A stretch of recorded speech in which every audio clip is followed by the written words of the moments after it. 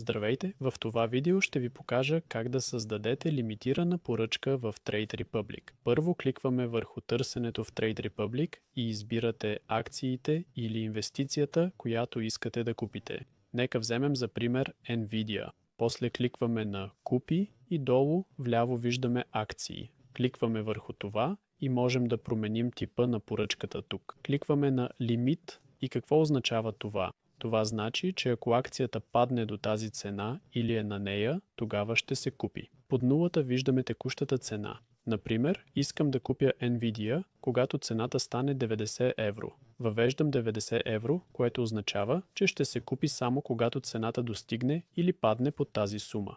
Кликваме напред и после определяме колко акции искаме да купим. Да вземем за пример една акция. Отдолу виждате общата сума и натискаме напред. После избирате колко дълго да е активна поръчката. Или само днес, или цяла година. Вероятно искате за година, така че изберете това. Тук виждаме всичко ясно представено. Има такса 1 евро и натискаме Създай. Поръчката ще е в портфолиото ви под поръчки. Можете да я отворите и, например, да я изтриете. Ето колко лесно се прави лимитирана поръчка в Trade Republic. Ако видеото помогна, моля харесайте го. Чао!